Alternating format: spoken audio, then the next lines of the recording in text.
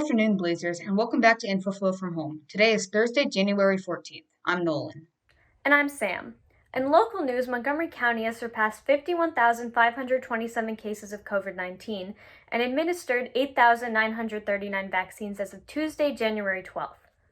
In Washington news, on Monday, House Democrats introduced new articles of impeachment against President Trump, who is accused of inciting the violent Capitol riots that left 5 dead, while Republican Senate leader Mitch McConnell claims there won't be enough time left to hold a Senate trial. Democratic Senate leader Chuck Schumer is considering using a rarely used emergency procedure to reconvene the Senate before its scheduled return of January 19th. After concerns raised about the security of the inauguration due to the Capitol riots, Michael Plotty, the Secret Service agent in charge of inauguration, has replied saying that the two events were incomparable from a security standpoint and that they will have the adequate resourcing, personnel, and plans in place. Biden has not expressed concern over his safety during the inauguration, telling reporters that he was not afraid to take the oath outside. An Adolf Hitler cult was caught running submachine guns for the international drug traffickers in a warehouse in Andalusia, Spain. The police found more than the illicit gun run enterprising they knew they'd cracked. A year-long investigation into a black market weapons trade, led investigators to a Spanish warehouse set up as a shrine to the Nazi leader. Now, let's look at Blair's newest club, BSMS. Welcome to the newest club at Blair, BSMS, which is short for Blair Society for Minorities in STEM. In BSMS, we get to hear from guest speakers, explore STEM colleges and careers, and work on some really cool projects. We meet during lunch at 11:30 every Friday. And on that note, let's meet some of the members.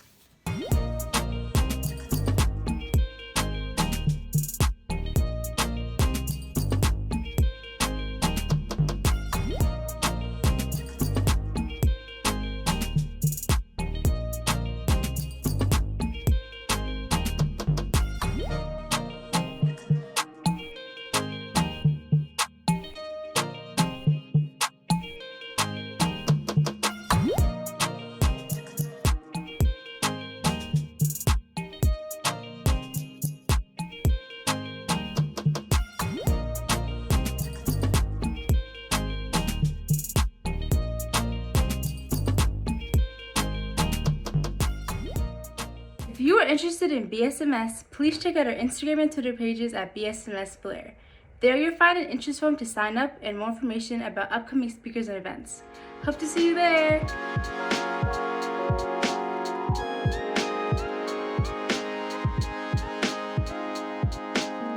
Remember to check them out, Blazers! Attention freshmen, sophomores, and juniors. Montgomery Blair course selection for next year has begun. The school counselors will be visiting all 9th to 11th graders in their history classes to discuss the process. You can visit the interactive course bulletin online for all information, including how to select courses and more information about the courses. The interactive course bulletin can be found from the Blair Counseling page or at mbhs.edu. Be sure to check out the electives YouTube playlist on BNC's YouTube page to learn more about the various electives you can select for next school year. The course selection window is from January 8th, 2021 to January 22nd. After January 22nd, it will be closed and you will have to request any changes through a Google form by April 30th. Project Lit. At Blair is excited to announce Blair's first ever community read. We have purchased 100 copies of Stamped, Racism, Anti-Racism, and You, a remix of the National Book Award-winning Stamp From the Beginning by Jason Reynolds. Working together with Mr. Culver, Blair's Diversity and Inclusion Instructional Coordinator, and other student organizers, the community read will take place during Black History Month. Students, staff, and family are invited to come together around reading this important book. How can students participate? Easy. Here's a link to request your free copy of the book. Our goal is to get the book to you as soon as possible so we can begin reading. Let's do something great together, Blazers. If you have any questions at all, contact Miss Lamphere at the email below or Miss Chen at the email below. Asian American Youth Leadership Empowerment and Development has several opportunities for high school spring programs, including Youth Engagement and Leadership Program, Youth Council, Youth Program Allies, College Access Program, and Study Hall. Fill out the spring interest form at the link below or contact Maggie Chu at the email below for more information. Let's examine the county plans for a safe return to school. On Tuesday, the Montgomery County Board of Education voted yet again to push back the target date for reopening. opting to move it from February 1st to March 15th. This means the county will hit the grim milestone of 1 full year of virtual learning amidst the devastating coronavirus pandemic. In order to reopen, the state requires that any given jurisdiction must have a positivity rate of below 5 cases per 100,000. Montgomery County far exceeds this metric, with a rate of 7.8 per 100,000, coupled with 50,000 cases countywide. But considering these drastic statistics, why reopen?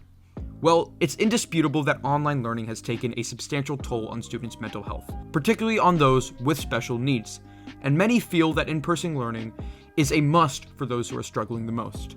It's worth noting that the school system wouldn't just start back up as though nothing happened. The county has made it clear that in-person classes will be smaller and rotating, and that those who don't feel comfortable can opt out. We asked several students how they feel about reopening. I want to go back for academic reasons and social reasons, but I also know that with this state of the virus where it is, going back is basically a death sentence to many kids' families. And I just don't think that that's worth sending kids back to school. I think that reopening schools is not a good idea. I think that at the very least, until there's significantly fewer cases than there are now, because Maryland is having record high new cases for a week now, and it's been trending that way for over a month. It's pretty sucky to end your time in high school off at home without really being able to see people, but we're in kind of the last stretch here, and I think this is the most important, where we kind of stay home, we socially distance, we try to kind of avoid unnecessary contact. Taking all this into account, the plan to reopen is most likely wishful thinking, especially considering the fact that Maryland has under a 3% vaccination rate, well below the national average. Despite this, the county and state have invested considerably in establishing COVID-ready infrastructure, such as plastic dividers in between desks. Overall, it's clear that everyone does want to go back to school eventually, but the real question is the feasibility of it all. I'm Nathaniel, reporting for BNC. Stay tuned for more updates, Blazers. Well, that's all for today's show. Check out our website at bnconline.net to submit any announcements and follow us on Instagram at bnc.infoflow and on Twitter at bncblair. We'll be back next week with the latest edition of InfoFlow from home. Remember to wash your hands, avoid touching your face, and follow social distancing guidelines. Have a terrific Thursday and stay safe, Blazers.